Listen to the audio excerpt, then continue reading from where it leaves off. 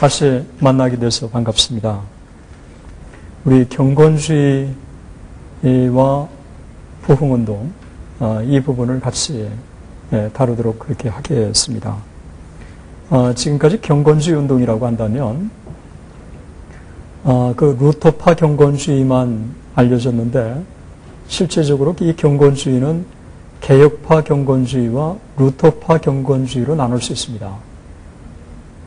개혁파 경건주의는 텔링크나 이 윌리엄 에임스 같은 사람이 주역이었고, 그리고 루터파 경건주의는 우리가 잘 아는 대로 아놀드, 스페너, 그리고 프랑케, 이런 사람들을 들 수가 있습니다. 그런데 경건주의 운동이 교회사적으로 왜 그렇게 중요한가, 또 부흥의 역사 속에서 왜 중요한가 하는 부분들을 우리가 먼저 잠깐 좀 이해할 필요가 있습니다. 이 부분과 관련돼서는 세 가지로 우리가 볼 수 있는데, 첫 번째로 이 경건주의 운동이 종교개혁과 근대 부흥운동을 연결해주는 중요한 고리 역할을 합니다. 그래서 경건주의 운동이 없으면 종교개혁을 제대로 이해할 수가 없고, 그리고 근대 부흥운동도 제대로 이해할 수 없습니다. 실제적으로 종교개혁의 그 이상을 근대 교회로 이어질 수 있도록 브릿지 역할을 해준 신앙운동이 경건주의 운동이라고 이해하면 될 것 같습니다. 그러니까 두 번째로는 이 경건주의 운동이 해외 선교 운동을 진작시켰습니다.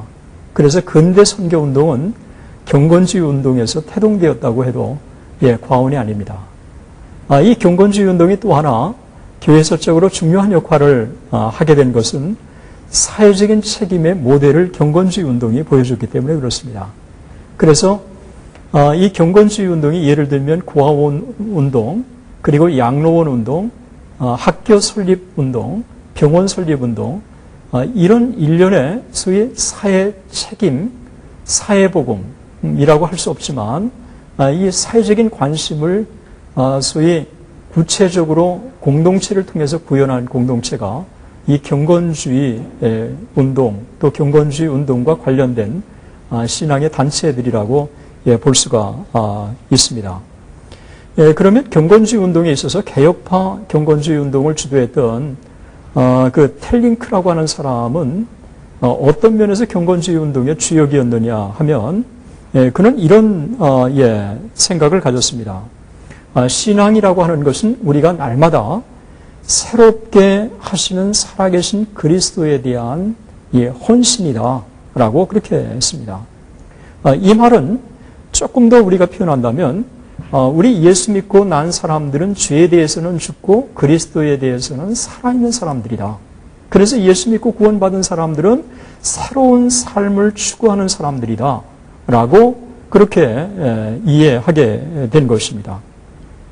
그래서 소위 그리스도 안에서 이 새로운 삶을 강조했는데, 이 그리스도 안에서 이 새로운 삶은 성령 안에서, 성령을 통해서, 그리고 성령에 의해서만 가능하다고 그렇게 했어요. 우리가 이 부분에 있어서 참 이 경건주의 운동에 있어서 우리가 새로운 삶을 강조한 것은 참 더 중요한데, 이보다 더 중요한 것은 이 새로운 삶이 성령의 역동적인 소위 그 인도하심이 없다고 한다면 우리 그리스도인들은 새로운 삶을 우리가 영위할 수 없다고 하는 이 부분을 이 경건주의자들이 아주 분명히 짚고 넘어가게 된 것입니다. 이 경건주의, 개혁파 경건주의 운동에 있어서 윌리엄 에임스는 아주 중요한 역할을 했는데, 이 윌리엄 에임스는 신학이라고 하는 것은 뭐냐? 신학이라고 하는 것은 단순히 하나님에 관한 학문이 아니라, 신학이라고 하는 것은 하나님에 의해서 우리가 어떻게 살아가야 될 것인가를 다루는 그런 지식을 우리가 신학이라고 한다라고 얘기했습니다. 이 부분은 상당히 중요합니다.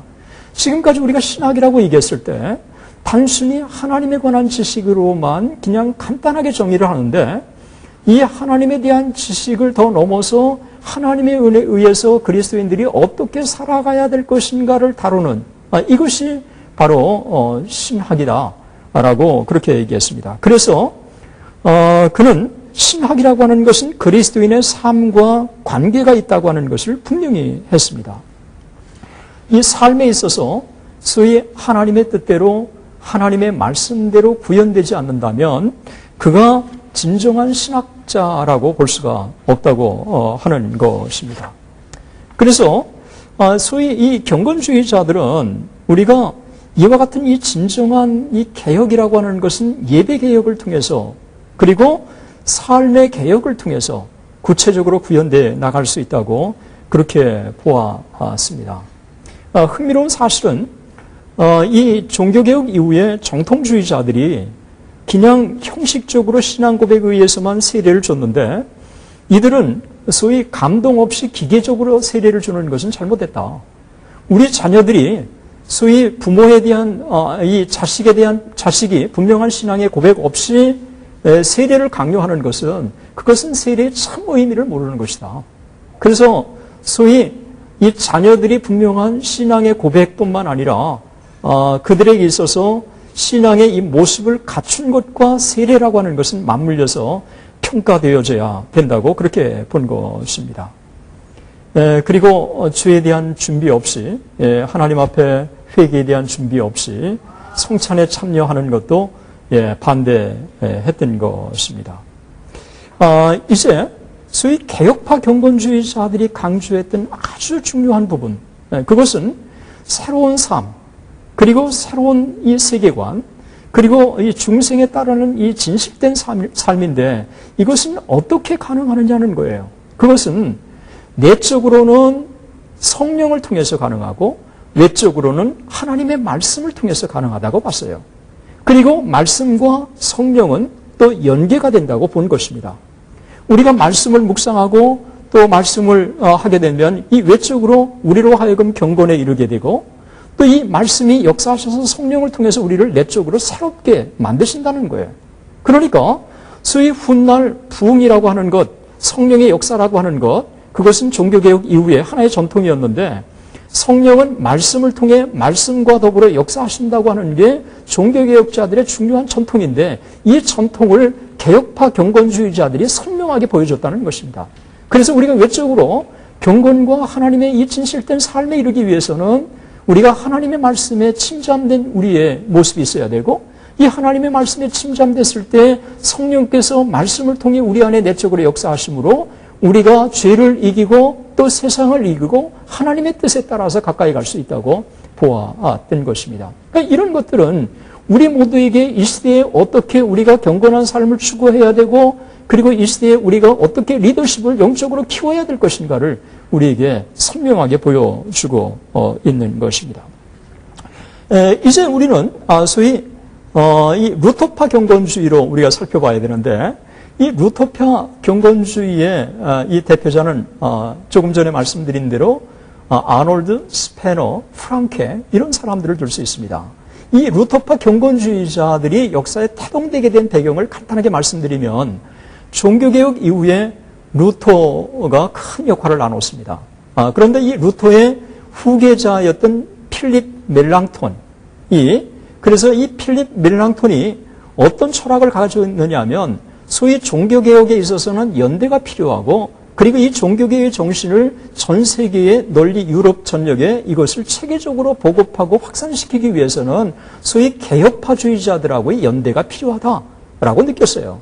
이것을 필립주의자들이라고 얘기하는데 소위 필립 멜랑톤을 따르고 있는 이 필립주의자들이 이와 같은 사고로 나가는 것에 대해서 소위 루터를 전통적으로 따르는 사람들은 반대를 했어요.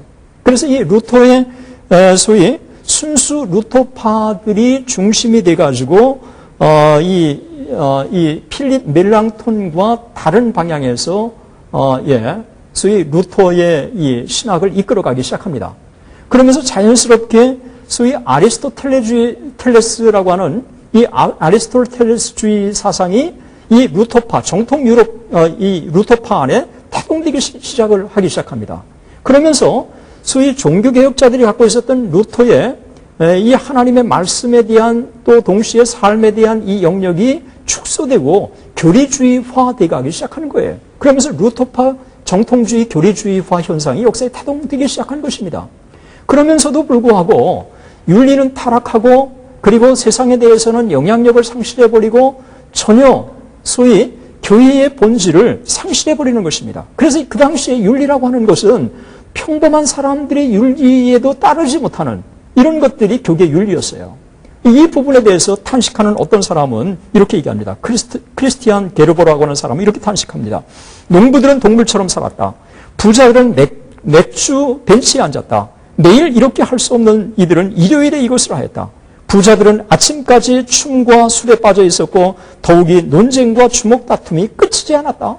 그러니까 이 당시에 이 사회적인 상황이 얼마나 부패했는가를 보여주고 있고 이와 같은 사회상이 바로 이 종교계의 지도자들에게도 그대로 나타나게 된 것입니다. 이런 것들을 본 이 교계 지도자들이 그러면 어떻게 이런 것들의 사회상을 극복할 수 있겠느냐라고 하는 이 고민을 할 수밖에 없었고 그들이 내린 결론이라고 하는 것은 역시 하나님께로 돌아갈 수밖에 없다라고 하는 이와 같은 결론을 내리게 된 것입니다.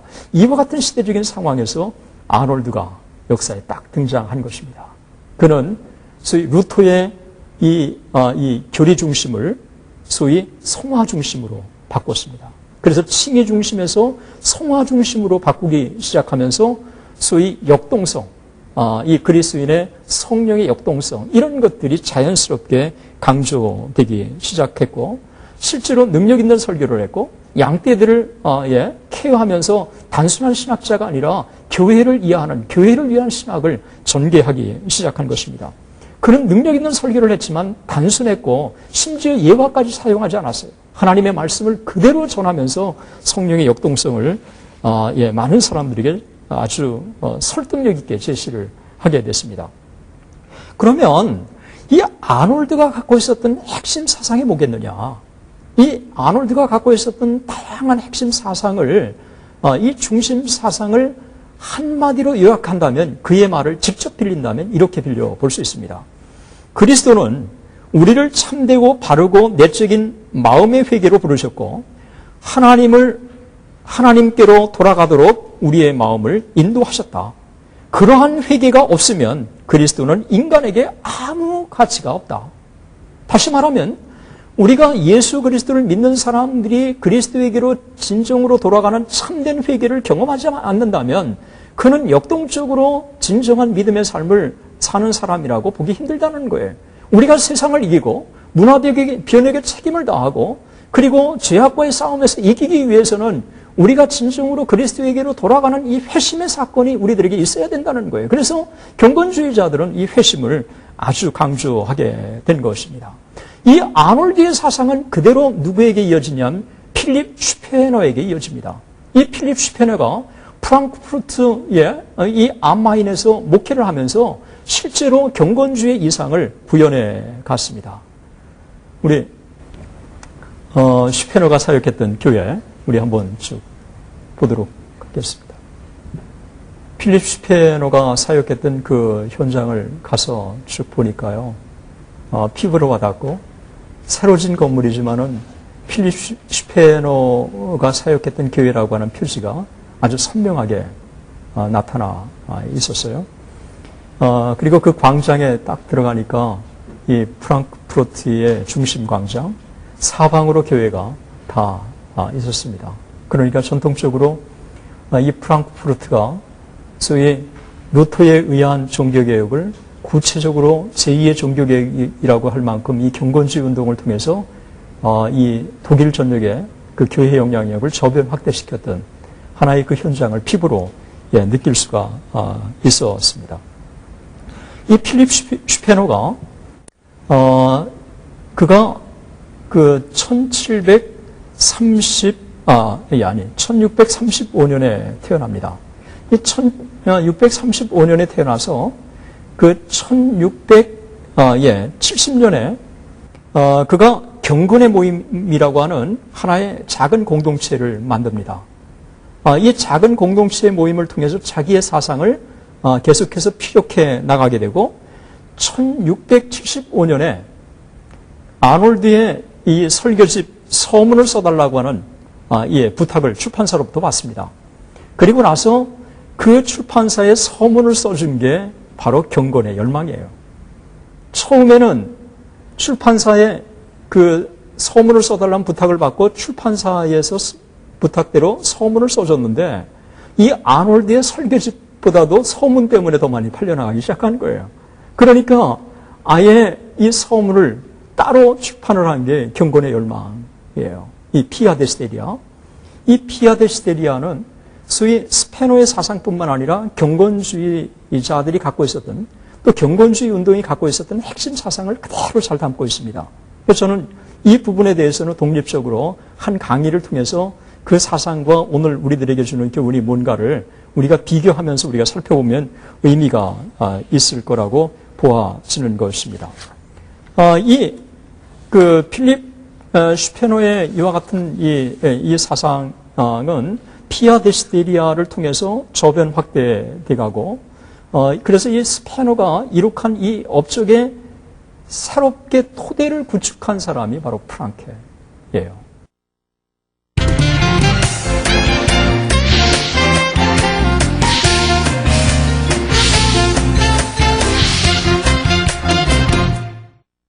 아우구스테 이 프랑케의 사역을 우리가 잠깐 좀 이해해야 하는 것은 경건주의 운동을 총체적으로 이해하는 데서 상당히 중요합니다. 이 프랑케는 1663년에 태어났습니다. 이 프랑케가 그 사역했던 그것은 할레라고 하는 지역입니다. 이 할레는 그 유명한 음악가 바하의 고향이기도 합니다. 저는 솔직하게 바하가 할레 출신인지 몰랐습니다. 그 현장을 쭉 가니까 이 할레 그 광장에 바하의 동상이 딱 세워져 있고, 그 바하의 동상과 더불어서 할레가 역사적으로 얼마나 중요한 역할을 했는지, 이 프랑케의 소위 통해서 이 할레가 경건주의 요람으로 바뀌기 시작하면서 그 음악적인 백업을 해준 게, 경건주의 운동에 백업을 해준 게 바하였더라고요. 그래서 하나님의 영광을 이렇게 하나님께서 총체적으로 드러내신 것을 그 현장을 통해서 보게 되었습니다. 그런데 이 프랑케가 아주 강력한 회심을 경험합니다. 그 강력한 회심은 1687년에 경험을 하는데, 이 1687년에 이 프랑케가 이 경험을 하는데, 이 프랑케가 이 경험을 하기 전에는 물론 그 전에도 하나님과의 관계가 아주 좋은 관계가 유지가 됐지만은 이 사건을 통해서 자기의 모든 의심이 완벽하게 그냥 사라지게 되는, 그래서 소위 경건주의 지도자뿐만 아니라 부흥운동의 중요한 지도자들이 다 경험했던 그 놀라운 경험을 이 프랑케도 경험하는 거예요. 그래서 이 경험이 있은 다음에 프랑케의 말을 직접 빌린다면 뭐라고 고백을 하고 있느냐 하면, 마치 손을 뒤집는 것처럼 나의 모든 의심은 일순간에 사라져버렸다. 그렇게 모든 것들이 의심스럽고 그랬던 그가 이 프랑케의 이 사건을 통해서 손을 뒤집는 것처럼 의심들이 다 사라지고 하나님과의 완벽한 화합과 평화와 이 소위 본래의 아름다운 이 관계가 회복되었다고 하는 것입니다. 그러고 나서 1689년, 2년 후에 역사적인 스페노와의 만남을 갖게 되는 것입니다. 스페노가 있는 그 드레스덴의 슈페너 집에 며칠 동안을 함께 지나면서 경건주의 아버지라고 일컫는 이 슈페노와의 교본을 가지면서 슈페노의 사상의 영향을 직접적으로 자기가 받아들이게 됩니다. 그 이후에 지칠 줄 모르는 30년 동안의 활동을 통해서 이 할레라고 하는 이 공동체를 경건주의의 요람으로 만들 뿐만 아니라 기독교에서 가장 완벽한 신앙의 공동체를 이룩하는 중요한 역할을 하게 됩니다. 이 할레에 가서 보면 이 할레 대학이 있고, 또 할레 재단이 있고, 또 할레 이 공동체를 통해서 얼마나 이 중요한 역할을, 경건주의에 실제적인 영향을 미쳤는가를 현장에서 직접 확인해 볼 수가 있었습니다. 그가 소위 할레 대학으로 부름을 받은 다음에 제일 먼저 착수한 게 뭐냐 하면 빈민자 학교였어요. 그리고 고아원 설립이었습니다. 사실 교수 신분에서 이 고아원 설립과 빈민자 학교를 먼저 설립한다고 하는 것은 이거는 정말 예외적인 거예요. 그러나 신학이라고 하는 게 현장에 도움이 되지 않는다면, 이 현장의 이 방향성을 제시해 주지 않는다면, 그리고 이 현장에 실제적으로 이 현장에서 녹아낸 신학이 아니라면, 이것은 바른 신학이 아니라고 하는 이 경건주의 이 철학이 계속해서 그의 이 몸속에 정말 혈맥처럼 파도치고 있었기 때문에 교수가 돼서 자기가 갖고 있던 경건주의 이상을 구체적으로 사회 속에 구현하기를 원했던 거예요. 그래서 고아원 설립하고 그 다음에 빈민자 학교를 설립하고 이것들이 점점 더 영향력을 확대하기 시작하면서 할레 도시의 5%나 되는 인구가 이 고아원과 그리고 빈민자 학교 이런데 소위 스텝으로 직원으로 함께 사역하는 그런 현상들이 벌어지게 됩니다. 그러면서 점점 더 이 공동체는 교육기관으로 발전하고 경영기관으로 발전하고 나중에는 하나의 이 기독교 기업체로 발전하게 됩니다. 그래서 이 할레라고 하는 이 도시에는 이 프랑크의 채취가 아주 그대로 남아있어요. 그래서 이 할레 이 도시는 광장뿐만 아니라 학교 그리고 할레 대학에 있었던 그 현장 그리고 교회들을 심지어 제가 좋아하는 고서점 이런 길까지 다 찾아가면서 이 프랑크의 채취를 쭉 추적을 해 나갔습니다. 우리가 사진을 조금 보면서 한번 그 현장들을 보죠. 여기에 보이는 이 사진이 스페너가 사역했던 프랑크푸르트 암마인의 교회입니다. 보시면 현대식 건물이죠. 그런데 현대식 건물이지만 사실 이 현대식 건물로 지을 수밖에 없었던 건 2차 대전으로 다 폭격이 당해서 이렇게 건물을 새로 짓게 됐는데 뒤편에 가면 스페너가 사역했던 교회라고 하는 표지가 딱 있고 스페너 밑에는 피아 데시데리아 경건의 열망 저자라고 딱 되어 있어요. 여기 피부로 딱 느껴집니다. 그 다음으로 넘어가시면 이 프랑크푸르트 광장에 보시면 사방에 다 교회예요. 그 눈 내린 모습인데 눈에 띄게 다 광장에서 교회가 딱 보입니다.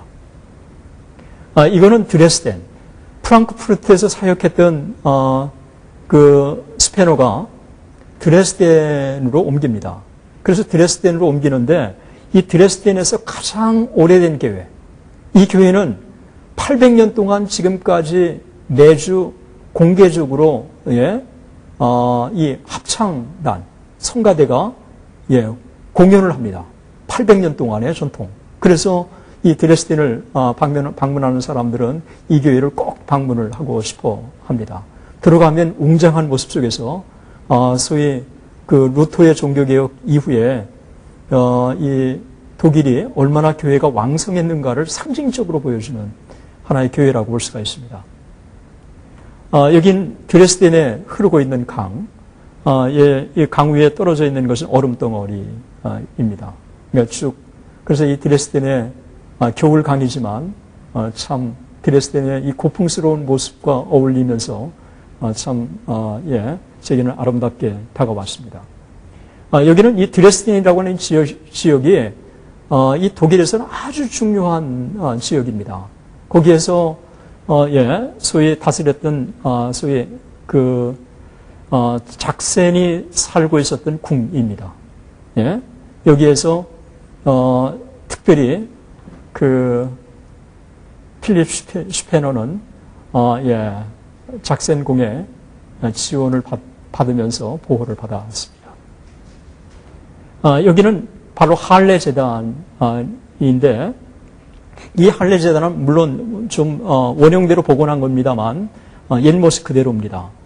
그 보면 아주 단순한 건물처럼 보이지만 거기 조금만 더 그 좀 자세히 보면 네모 반듯하게 삼각형 모형이 있는데 삼각형 모형 밑에 보면 글씨가 쭉 써져 있습니다. 뭐라고 써 있느냐 하면 오직 여호와를 앙망하는 자는 새 힘을 얻으리니 독수리의 날개치며 올라감 같을 것이요.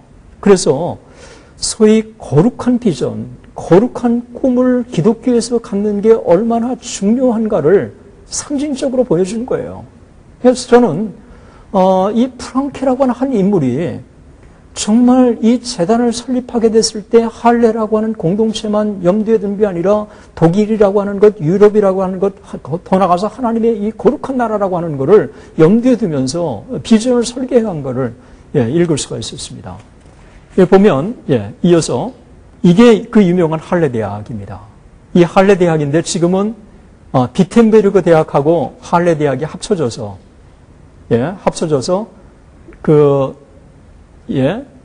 루터 할례 대학으로 그렇게 이름이 바뀌었습니다. 여기는 드레스덴이 아닌 할례 이 골목 한 편을 가보고 싶어서 여기도 할례 골목입니다. 이거는 옛날 그 할례 재단을 스케치화한 것입니다. 이게 바로 바하 상입니다. 그 할례 광장에 우뚝 서 있는 모습이 눈에 띕니다. 그 경건주의 운동을 우리가 이제 마무리해 가면서 중요한 몇 가지 사실을 좀 짚어야 될 것 같습니다. 그것은 경건주의 운동이 왜 교회사적으로 그렇게 중요한가 부분에 대해서는 아까 몇 가지 말씀드렸습니다만 그 종교개혁과 근대 부흥운동을 연결하는 하나의 고리 역할을 이 경건주의 운동이 하게 됐다는 것입니다. 그래서 실제로 조지 말스톤이나 마크놀이나 이런 사람들은 소위 경건주의 운동이 근대 부흥운동의 효시였다고 그렇게 얘기를 합니다. 이거는 일반적으로 미국의 학계들이 다 인정하고 있는 것이고 저도 이와 같은 입장을 갖고 있습니다. 그 경건주의 운동에서 영향을 받은 많은 사람들이 후대 부흥운동의 지도자로 쓰임받은 사람들이 많은데 그 중에 하나가 소위 그 화란에서 교육을 받았던 프릴링 휘센 이 사람이 뉴저지에 이민을 와가지고 목회를 하면서 1차 대각성 운동의 주역으로 쓰임받았던 것은 하나의 구체적인 케이스라고 볼 수가 있습니다. 그래서 이것뿐만 아니라 그 진젠돌프로 인한 이 모라비안 공동체가 소위 요한 웨슬리에게 미친 영향도 지대했습니다. 이 요한 웨슬리에게 미친 영향을 통해서 요한 웨슬리의 소위 부흥운동의 모체가 되지 않았습니까? 이런 면에서 경건주의 운동이 근대 부흥운동에 소위 이어지는 브릿지 역할을 했다고 하는 이 평가는 일반적으로 정설이고 또 사실이고 그런 면에서 교회사적으로 상당히 중요한 의미를 지닌다고 볼 수 있습니다. 또 하나는 이 경건주의 운동이 수많은 양로원, 고아원, 학교, 병원 이런 것들을 통해서 부흥운동이 보여주고 있던 가장 중요한 특징 중에 하나인 사회적인 책임, 그 모델을 충실하게 보여줬다고 하는 부분입니다. 그리고 또 하나는 해외 선교인데 이들이 얼마나 많은 선교사를 파송했느냐 하면 그 60명의 선교사를 파송했습니다. 이게 60명의 이 선교사라는 것은 그 당시에 해외 선교사로서 정말 독보적인 것이고 그리고 가장 많은 것이고 그리고 구체적으로 근대 선교운동의 하나의 포문을 열었다고 해도 과언이 아닙니다. 그래서 근대 선교운동의 이 효시라고 하는 것은 이 경건주의 운동이 태동시킨, 특히 프랑케의 이 경건주의 운동이 태동시킨 하나의 원동력이라고 볼 수 있습니다. 1832년 한국의 고대도에 와서 한국 선교를 타진했던 그 유명한 칼 규칠라프. 그 칼 규칠라프도 할례 대학 출신입니다. 프랑케로부터 소위 경건주의 물을 흠뻑 받고 동양 선교의 꿈을 꾸게 되고 한국 선교사로 그가 타진하기 위해서 서양에 1832년에 입국을 하게 된 것입니다. 뿐만 아니라 이 경건주의 운동은 루터가 성경을 라틴어에서 번역해가지고 소위 독일어로 번역해서 민중의 손에 들려줬다면 신학교재들이 대부분 라틴어로 되어 있는데 이 신학교재를 독일어로 번역해서 소위 신학자들뿐만 아니라 일반 평신도들이 볼 수 있도록 길을 열어준 사람도 바로 이 경건주의자들이었어요. 그래서 신학을 지도자들의 손에서 민중의 손으로 옮겨준 사람들이 경건주의자들이라고 볼 수가 있습니다. 그리고 1710년에 독일에서 성서공회가 영국과 미국보다 더 일찍 발족됐는데 이것도 다 경건주의의 산물이라고 할 수가 있습니다. 우리가 이런 면에서 볼 때 이 경건주의 운동이 근대 부흥운동에 얼마나 중요한 역할을 했는지, 개혁파 경건주의에서부터 우리가 소위 루터파 경건주의에 이르기까지 이들이 교회사에 남긴 이 업적은 사실 평가를 아무리 강조한다고 해도 지나치지 않을 정도로 대단했던 것입니다. 이와 같은 경건주의 유산이 교회사 속에서 그 후대로 흘러오게 되고, 또 우리 교회사적으로 한국교회에서도 직접적이지만 않지만 간접적으로 지대한 영향을 미치게 되었습니다. 한국교회도 이와 같은 유산이 계승되었으면 좋겠습니다. 감사합니다.